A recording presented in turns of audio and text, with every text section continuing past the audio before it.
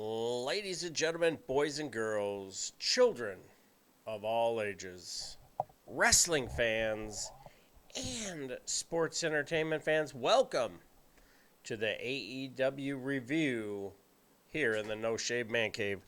I'm ElliJare, and I am so stoked to have you here tonight to talk about AEW's offering for Friday night. I tell you, when the crowd opened, as the cameras rolled, it was, I don't want to say fantabulous. I think that's a bit gratuitous, kind of like Moxley's bleeding. But I definitely thought that the crowd gave it to us. They were in the University of Milwaukee Panther Arena in Milwaukee, Wisconsin. And I've only been through Milwaukee. I haven't spent like a long period of time there. I just like caught some flights and stuff. And generally everybody was pretty upbeat, very cool. But I tell you, this show, this crowd, they were happy and pumped that AEW was in their zip code. And they decided to give the crowd what they wanted. Now you have Best Friends, which is a group that involves Freshly Squeezed and a couple of his best friends, which from time to time their mom will drop them off in a minivan. And I tell you, that's a freaking riot. Like, how on earth is that a thing? You know what I mean? So we go through the match, a decent match, a good showing for the best friends, and Aussie Open. Now, Aussie Open has been a collaborator, a member of, someone who collaborates with Will Ospreay. Will Ospreay could be top four or five professional wrestlers right now on the planet. You could put Vikingo, Cody Rhodes, Omega, Will Ospreay, and I'll get back to you on another name that can really, really, really tell a story, like the angst and the pain. Corbin. Corbin can really sell a he would be another really good one. But we're talking about AEW, so let's stay focused. So AEW opens with the IWGP Tag Team Championship, which is held currently by Aussie Open, a tag team that has been predominantly featured over in Japan and only recently has been coming stateside. Thanks to the relationship that they have with AEW. So we've seen them on several shows with the New Japan Strong, and they had one in, San Jose. They did one in Long Beach. They had another one in California.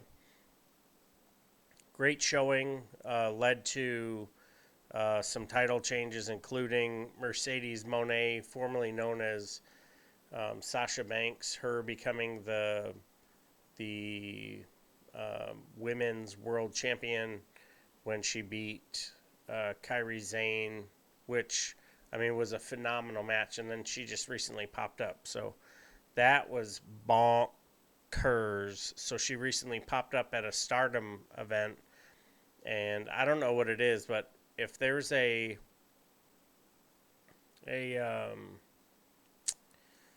blackzipuphoodie.com, they are making some money because every single wrestling organization seems to be dropping some dimes on some black zip-up hoodies. So since WrestleMania, I tell you, we've seen black hoodies morning, noon, and night. So we had a chance to see a really good tag team match. Your reigning and defending IWGP Tag Team Champions reigned supreme, but we'll see who their next challenger is. Super excited. So, following that on our Friday night edition of Rampage, we saw Mark Briscoe talking to the entourage that Sanjay Dutt and his buddy Jay Lethal and Double J, Jeff Jarrett, and Satnam Singh. That cat is freaking huge. So they talked, and Mark was like, "Yeah, dude, that's not what I signed up for. Blah blah blah. Words. They don't care." Then we cut to commercial, and we come back into the ring with FTR talking about they signed a contract. They're here for the next 4 years, and we'll see what's going to happen. Now, keep in mind, they recently were talking about and posted some imagery on Twitter and some of the other social media of a contract from WWE. Obviously, they're not going into a tag team title match without a contract, unless they want to look at a setting like Bret the Hitman Hart and the Heartbreak Kid in Montreal, where they end up getting a screw job. So kudos to them and their contract. It's 4 years long, and I think they're gonna really get after it. So great interview, good time. We move into Taya Valkrie recently, and a couple nights ago, Taya Valkrie was on TV with Johnny Mundo, Johnny Nitro, Johnny, every which way but loose, Johnny Hennigan, who won his boxing debut. He was in Lucha Underground. If you know and follow us, I got to squeeze in Lucha Underground. He was on the second and third season of Lucha Underground. So good stuff. Good to see him come out the victor in his first wrestling or boxing match. Sorry. So Taya went against Emi Sakura, who dudettes. Hey, so Emi does this like flying Brody-esque move where she cross bodies Taya, bam, against the stairs. And there's no way that she didn't feel that. And I didn't catch if she was wearing knee and elbow pads, but that was pretty legit. So she went flying. Taya takes a crossbody out of the ring against the stairs. The match continues. Taya ends up hitting the finish, her Valhalla move, and that does not sit well with Jade Cargill, who has since made her way out to ringside. Her sidekick gets schwacked, and Jade Cargill makes her way out to the ring. Jade Cargill is talking smack. Taya looks like she's got her locked up. She takes it from behind, and blam, she gets jaded. So this is just building, and this is great storytelling because it's not like a super clean event, right? So it's not like a one-timer. It's just this continuation, great storytelling, and I love that, especially with our ladies division, because you don't get to see that very much. So then we get a match with Jack Perry and Shawn Spears. So Shawn Spears hasn't been on the waves for a little while. Great mic skills. He's all about that perfect 10, and maybe not the right person to come back on the waves for, but it's whatever. So we get Jungle Boy versus Perry. Jungle Boy is one of the pillars who's part of the focal storyline in the men's division with MJF and with Jack Perry, Darby Allin, and Sammy Guevara. So as this story builds, you would think that you're going to make other people. So that's all that I'm hanging on for, because I think it's just a matter of time before everybody and their brother is going to get the rub from this entire thing. So you got to see Briscoe come out the victor. He got the win. Was harping on and on and on. This isn't what I signed up for. We got to see the Hardys and Isaiah Cassidy talk about they're going to break loose from the firm. That match with Taya and Emmy, though, I thought that was one for the ages. Another really fun part of the show had to be the rap session with the JAS and the Acclaim. Well, the Acclaim comes out and they're like, listen, forget it. And they just start throwing hands. So I thought that was a good time. The crowd did too. They were really into it. I was feeling it. It was a good show, good crowd. It was at an odd time, so I mean, it's whatever. I missed the first 30 minutes, even though I had it set to record, so I had to go back and watch, the first 45 minutes, 30 minutes of it, so I could catch up. But Mark Briscoe didn't sign up for this, but they got the win, so we'll see how that story progresses. He thought he was just going to partner up with Jay Lethal, not necessarily partner up, because he has said numerous times he's going to go he wants to go at a singles run because no one can ever replace his brother as far as a tag team partner. So, which, I can't even fathom if I were to lose one of my brothers. It was hard losing my sister, and we were pretty close, but losing one of my brothers, I think, would be pretty difficult, especially you consider how close they are. So the crowd was really into it. We got to see some really, really good work. You got to see the heel work, Satnam Singh yanking people from underneath.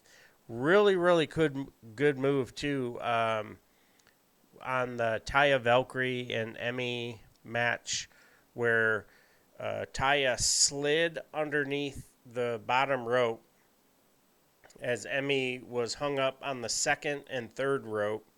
Her butt was on the bottom rope. Her arms and chin were on the second rope. And as Taya slid underneath, it was basically like a short Canadian destroyer, sort of, landed on the back of her head. I thought that was really cool. And then this morning I was sitting there watching WWE, and Nakamura did the same move last night, and I was like, yo, that was freaking cool. So kudos to those two pulling out some new moves for the audience and the fans, because that's what we're here for. We're here to see things that are different, that are exciting. I'm not all about the spot fest and crash and burn and all that other stuff, but I tell you, if you're telling me Vikingo is going to be within 100 miles of where I live, I'm hopping in the truck and we're going to check out Vikingo because that brother can go. So super excited about the storytelling and what the development is going to be for Taya Valkrie because she just came in. She's got a great entrance. Her gear looks phenomenal. Like the her motion and the way she moves coming out to the ring, and the way she interacts with the fans, her athleticism, and like the physicality of each of her moves. Whew, this is going to be a lot of fun. So when her and Jade lock up, so Jade got a little bit of dare I say the comeuppance, and was able to nail Taya Valkyrie with a move. It's going to leave a mark. It's definitely going to set her back a little bit, but it's building on the story. It's telling something on what is going to occur. So you've got to break someone down to build someone up. So I mean, could that be fortuitous? I'm not really sure. So you got to see the Daddy Magic and Cool Hand Ange in a rap battle, and the Acclaim came out and just made some had some fun with it, and we got to listen to FTR and talk about, hey, this is what we've got going on. Here's our mission statement. We're the tag team champions. I think they are going to rock and roll and carry those titles out of Wembley. They'll win in Wembley, and they may run into a buzzsaw. There might be another tag team that shows up, or they could carry him until potentially, if the whole rumor mill with Edge comes to fruition, and you get Edge and Christian in AEW for a determined amount of time. And I know Edge, I don't know this for a fact, but I'm hearing that Edge wants to make his way back to WWE for one last run, and he definitely wants to team with Edge. Edge only has a few more months and could end up in AEW for a tag team title run. And who doesn't want to see that? Edge is an eternal, forever WWE champion.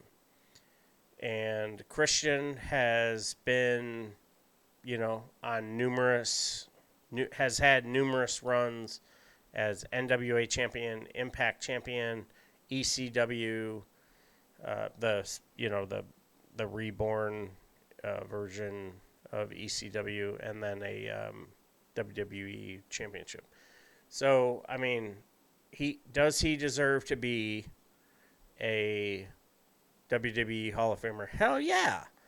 As a member of the ENC, that match, that SummerSlam match, those countless matches that he's had with Edge, Edge and Christian versus the Dudleys versus the Hardys. If you go through any of our shows, we'll bring up our favorite match. What makes you a fan? If you were to tell someone, hey, I'm gonna put this match on my phone, and I need you to watch this match, and by the time you're done, I totally believe that you're gonna be a wrestling fan, because there's something for everyone. There's some mat action, there's some crash and burn action, there's some tag team action. I really enjoy tag team wrestling because it shows the teamwork and camaraderie and cohesion that has to occur in order for a team to become victorious. So, I can't say it enough how much I appreciate what Edge and Christian have done for professional wrestling, across the board. So let's hope and pray, everybody gets paid and everything, comes the way. So FTR made their proclamation. Hey, we're here. We're the champs. They're not huge fans of the Guns, but it's whatever. So who's gonna be their next contenders? Are they gonna go straight up against the Acclaim? Are they gonna go straight up against the Hardys? Are they gonna go straight up against the Best Friends? Are they gonna end up locking up with Aussie Open? Right now, there's talk of a 3-way or 4-way dance as we make our way into Wembley. So that'll be exciting. The more people that can be involved with this Wembley show for AEW's All In, I think it's only going to improve the success rate, right? So 50,000 people have already pre-registered, and that is freaking phenomenal. Considering, like, their top show was, 21 and some change? So good on them. Congratulations to the entire roster and all the work that they've done from, probably or arguably the greatest get in professional wrestling is getting AEW to Jacksonville to sign, seal, and deliver Jericho. Seriously? Like, Jericho made a deal with Vincent Kennedy McMahon that he wouldn't wrestle in North America under any other flag other than the WWE. So he goes, he's in New Japan, he's doing his Painmaker, he's doing his thing. He goes off, does some Fozzy stuff, and then you hear that a group of dudes booked a place in Nebraska. In 4 minutes, they sold the joint out. Huh. That's crazy. Next thing you know, we have AEW. And we have Jon Moxley, formerly known as Dean Ambrose. We have the Hardys, formerly known as the Hardy Boys. FTR. We have, the 4 pillars, which I like. Let's separate all of the fandom in the world, right? So this storyline with the pillars, with MJF, Maxwell Jacob Freeman. You have Darby Allin. You have Jack Perry. And then you have Sammy Guevara. Now, you could have one of those outliers as that 5th pillar being freshly squeezed Orange Cassidy. He hasn't been there since day 1, but I would argue to say he's been there since day 2. And what Jericho was able to do by winning the title, making it instantly relevant and bringing it to the mainstream, I tell you, I am super proud of everyone involved with AEW for whatever it's worth, right, as a wrestling fan. And I am a WWE brain fan. And when I watch wrestling, sometimes I get confused if I'm watching AEW or I'm watching Ring of Honor or New Japan. Impact, I can consume that pretty simple. I enjoy the storytelling. I enjoy the athletic interaction between the wrestlers. Sort of makes sense to me. I understand how Tommy Dreamer writes. Watching NWA is very, very simple, very easy, straightforward. It's pretty cut and dry. Not too much hoopla and bazing, whatever. It's just a couple of dudes, couple of dudettes in the ring, some commentary, so forth.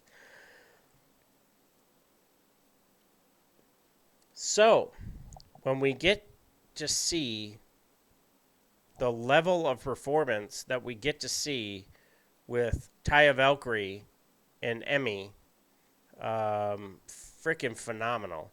The work that Jack Perry and Shawn Spears put in, it was above average. I thought it was really good, considering Shawn hasn't been on TV for a minute. I really appreciate it. Aussie Open is a very hard hitting. Like, they land really, really high. That's like a New Japan thing. Whereas, WWE and AEW land, middle back to top of shoulders. Whereas New Japan, they land shoulders to head. So that just means they're landing a little bit higher. So and that's just a style. It led to Will Ospreay having to relinquish the title, and I don't know that he's ever really gotten the shine back that he deserves as one of the greatest professional wrestlers on the planet.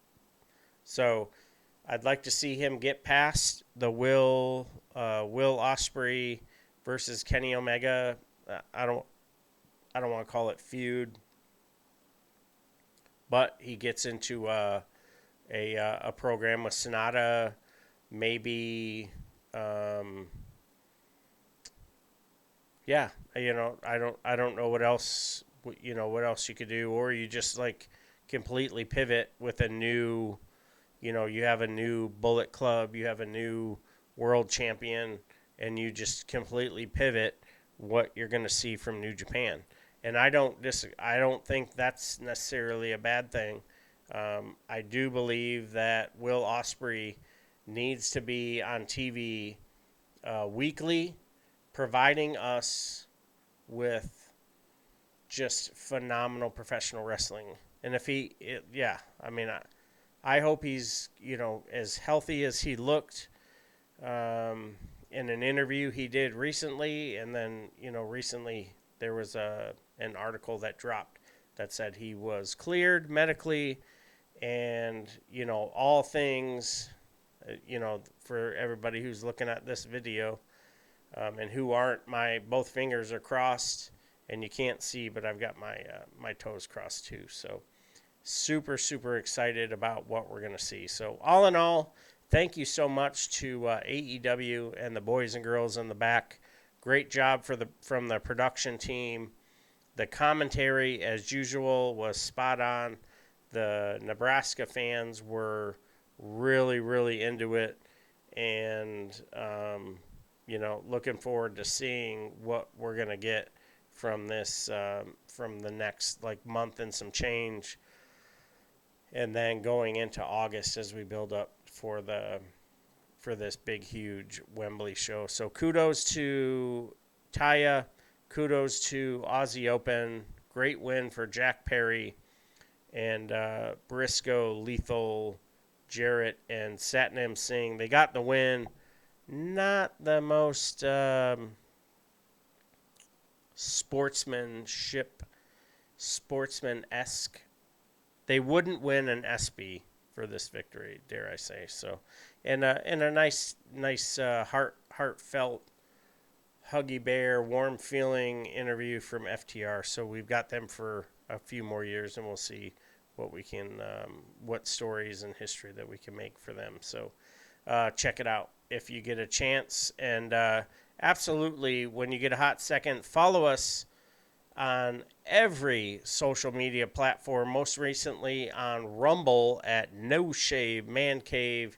You can grab us on Twitter, Rumble, TikTok. Absolutely check us out on YouTube. We drop shorts and random videos if we're feeling and getting some insight. We do have some new connections that allow us to get some upfront and personal news. Super excited.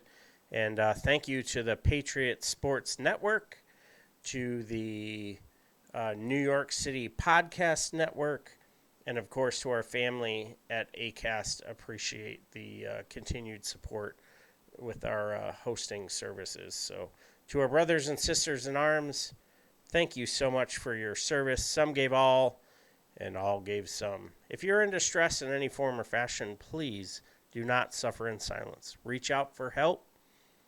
If you are on active duty, grab, talk, reach out to someone in your command. They are here to help. Do not suffer in silence. You are loved. Someone is thinking about you. Someone cares about you. And they are on the cusp of getting ready to shoot you a text. Don't wait for them. If you need help, reach out to them. And, if need be, dial 988. They will instantly put you in contact with a professional that can help you on your road to recovery. So, me personally, I deal with it as well through medication and counseling, and I am eternally grateful to everyone who is there to help me out, including my friends and family who are extremely nurturing and understand what we all go through, whether it's our 20 plus years on active duty, or even if you're not haven't served as long. So please get help where you see fit. So with that, brothers and sisters in arms, thank you for joining me. To all of our fans everywhere across the world, thank you so much for checking us out as you do every day. Very, very proud to say that we are eclipsing over 1,000 downloads a day because of you, the fan, because of you, the fam, part of our family. And let's bring it in. Let's bring it in. We wouldn't be here if it wasn't for you. We wouldn't continue to do and grind and work as hard as we do on top of our normal jobs if it wasn't for you. So thank you so much for making it feel like it's more than worth it.